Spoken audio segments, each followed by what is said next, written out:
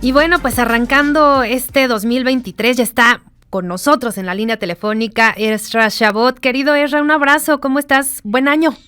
Hola, hola, ¿qué tal, Sheila? Buen año 2023 para todos. Pues arrancamos un año con pues algo que viene desde 2022 y viene desde mucho atrás. Es un poco raro, por decirlo así, que una ministra de la Corte haya llegado a donde llegó Yasmín Esquivel sin que la historia de su tesis profesional o de su trabajo profesional no se haya descubierto. Alguien que no solo se tituló, no solo ascendió en los distintos niveles del trabajo profesional, sino que llegó a ser ministra y de repente pues Guillermo Sheridan, este periodista que ha investigado precisamente este tipo de pues falsificaciones de documentos, de tesis profesional, termina por descubrir unos días antes de que pues se decida sobre el futuro de la presidencia de la Corte, tiene la habilidad de entrar de lleno en lo que sería este mundo interno, este mundo pues negro de las tesis profesionales. Es algo que uno pudo vivir, te lo puedo decir por experiencia propia, cuando por allá en los años 70 del siglo pasado trabajábamos en la Universidad Nacional Autónoma de México en la Facultad de Ciencias Políticas, en el Departamento de Ciencia Política, y teníamos precisamente, o tenía personalmente, la pues, responsabilidad de registrar tesis profesionales o ver el registro de tesis.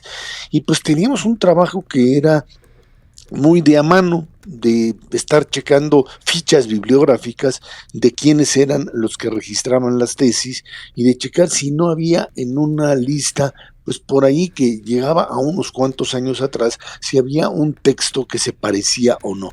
Y hasta ahí llegaba. En ese sentido, se procedía, digamos, de buena fe con respecto a la habilidad y a la capacidad de los asesores de tesis y también, por supuesto, de los alumnos como tales.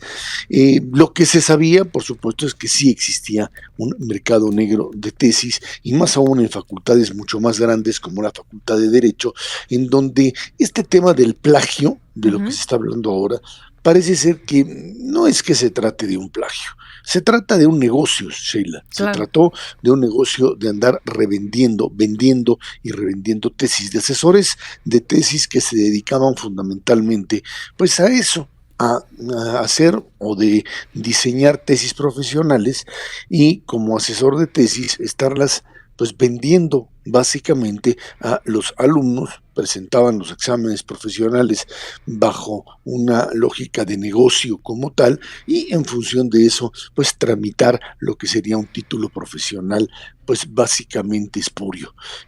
Desgraciadamente eso, que no era por supuesto la generalidad en la UNAM, pues era algo que era difícil o prácticamente imposible en esas fechas o en esos momentos en donde la tecnología no llegaba a eso para poder identificar. Era tan simple como cambiarle a veces la carátula y poner otro título y poner el mismo título, etcétera, etcétera.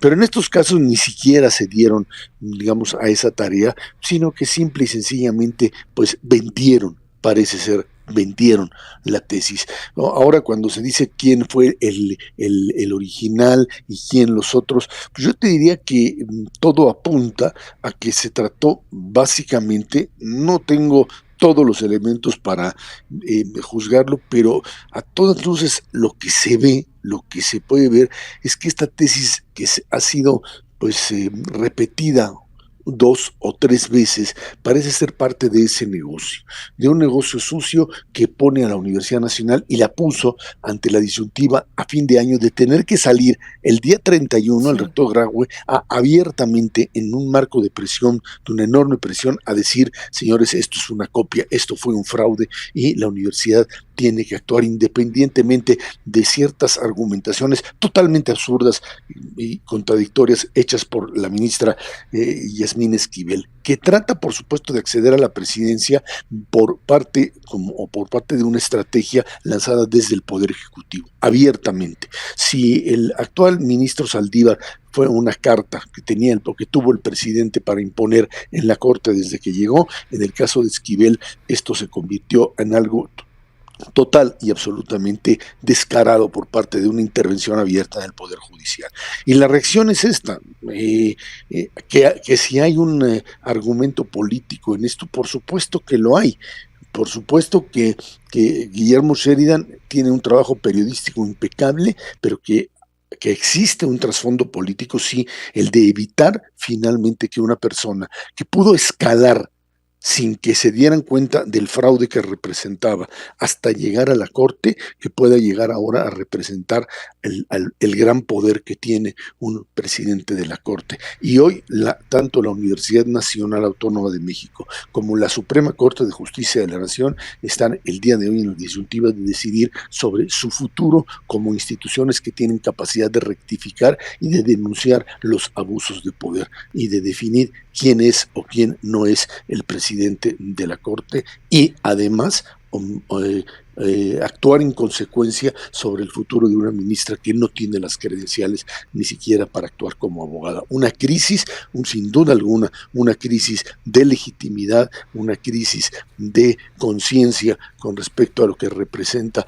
el trabajo de la justicia en nuestro país. Pretender minimizarlo es simplemente actuar de un modo burdamente político, dijo el presidente. Son errores de juventud.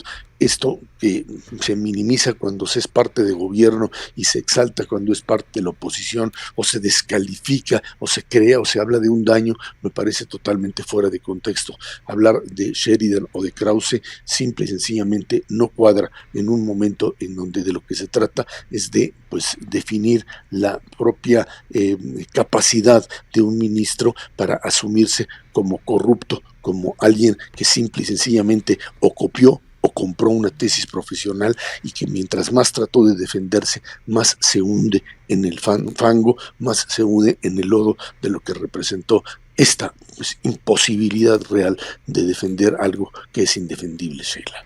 Esra, me parece fundamental lo que dices en el aspecto de esta crisis de legitimidad. Creo yo que más allá de quién tenga la razón, estabas haciendo este recuento un poquito de lo que se espera hoy, pero también de lo que ha sido en la UNAM. Esto que dices, es un negocio. ¿Qué tendría, según tu visión, porque conoces perfectamente bien en la UNAM cómo se maneja esto? Se necesita un modelo de titulación diferente, ¿no? Tendría que haber unas reglas mucho más estrictas y claras para evitar que esto pase. Es que ya existen desde el año 2000, cuando ya se tiene ya acceso a un mundo de cibernético mucho más sofisticado. Uh-huh. Ya incluso acuérdate que la ministra decide o establece claramente que se manipuló su tesis. Se manipuló, le faltaban hojas a la propia copia que se hizo, se actualizó el sistema, este sistema que le permite ahora a la universidad, a la hora que tú realizas la tesis, esta se copia en el sistema y ahí se dan cuenta, porque se coteja con el resto de tesis, si hay o no hay similitudes o prácticamente plagio con respecto a otra tesis. Esto no se tenía. Hay que recordar, perdón, pero los que ahora sí que somos ya de la vieja guardia, que nosotros trabajamos a máquina de escribir y a corrector de máquina y a copias fotostáticas. O sea, era prácticamente imposible cotejar o establecer un mecanismo para ver si se copiaba o no. Hoy esto está en el sistema, que la universidad tuvo que meterse al ya tener todo este acervo, empezar a investigar hacia atrás, era algo prácticamente imposible. Era algo así como empezar a indagar en un pasado negro y generar una situación que esperaba que no se diera. El problema es que Yasmín Esquivel pudo escalar y nadie dijo nada o nadie llegó a investigar hasta que llegó a un punto en que esto se volvió imposible de aceptar. Pudo llegar allí, pudo ser ministra de la Corte y pues nadie investigó o no quiso investigar o no soltó la información, pero parece que el ser o tratar de ser presidenta de la Corte, ahí sí dijeron, esto ya no puede ser y se mete un alto en el momento en el que Sheridan, con todo profesionalismo y capacidad como la que tiene, dice, señores, aquí está el documento, esto es un fraude y esto es prácticamente lo que se hizo. Y pueden empezar ahora a decir que si el maestro, que si ya apareció y dijo que él no, y el notario sí, notario no, da lo mismo. Finalmente, insisto, se trata de documentos y aparece una y otra vez que han sido o han circulado por toda la Facultad de Derecho en algo que se conoce y que es abiertamente conocido como este mercado negro de tesis profesionales que está allí o estaba allí, que probablemente ahora ya no esté, no tengo conocimiento de ello, pero que es mucho más difícil desde el momento en que ya se puede cotejar por la vía de la revisión dentro de todo un sistema de cómputo muy sofisticado, que ya se puede finalmente pues cotejar si el trabajo del estudiante y la asesoría como tal pues están en el marco de lo que es pues el trabajo profesional y no un negocio que terminó por hacer pedazos sin duda alguna pues el nombre por lo menos de la UNAM hasta cierto punto. No dudo que en otras universidades haya sucedido esto de plagiarse o de por un lado la tesis de otro, que pudo haber sido también un evento. En el caso de estos grupos de asesores o negocio de asesores que terminaban convertidos en bufetes de abogados, pues prácticamente de delincuentes profesionales, es algo que pues terminó, esperemos haya terminado y que ahora pues se pueda simplemente actuar en consecuencia. Y pues yo creo que la ministra debería simple y sencillamente retirarse en medio de lo que ha sido pues prácticamente su carrera un verdadero negocio para ella y para su esposo.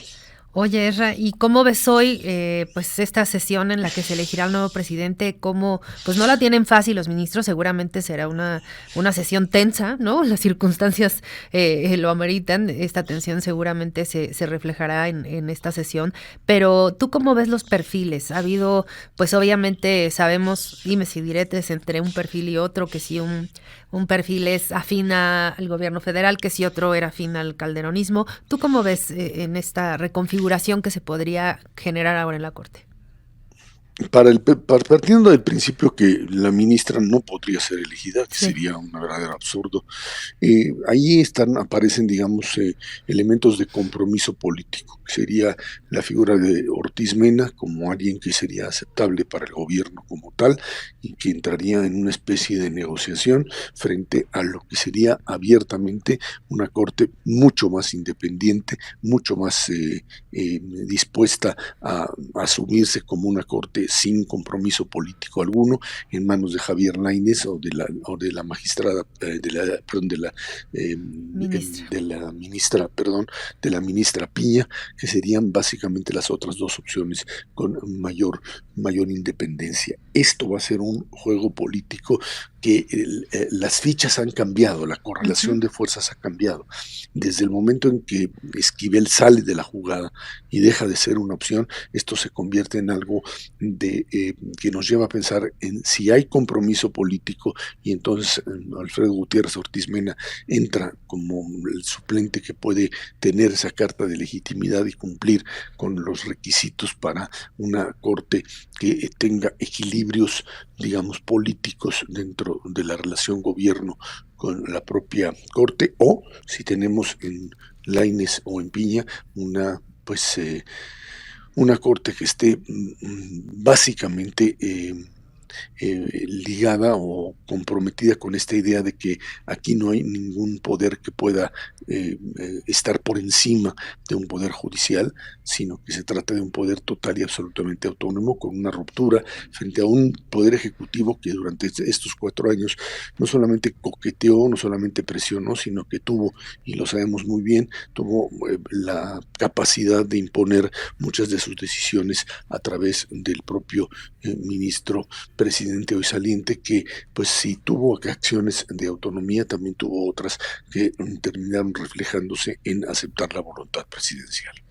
Pues vamos a estar muy, muy atentos este mediodía. A las 12 se llevará a cabo esta sesión solemne allá en la Corte. Y si nos permite, Serra, seguimos, por supuesto, en contacto para pues analizar quién finalmente queda al frente del máximo tribunal del país y con lo que representa esta enorme responsabilidad, sobre todo de la imparcialidad que amerita ese cargo. Por lo pronto, un abrazo, Isra. Claro, muchas gracias. Igualmente, al contrario, buen año para todos. Un abrazo. Son ya las 7 de la mañana con 25 minutos. Nos vamos a una pausa, pero no se vayan porque volvemos, porque hay mucha información.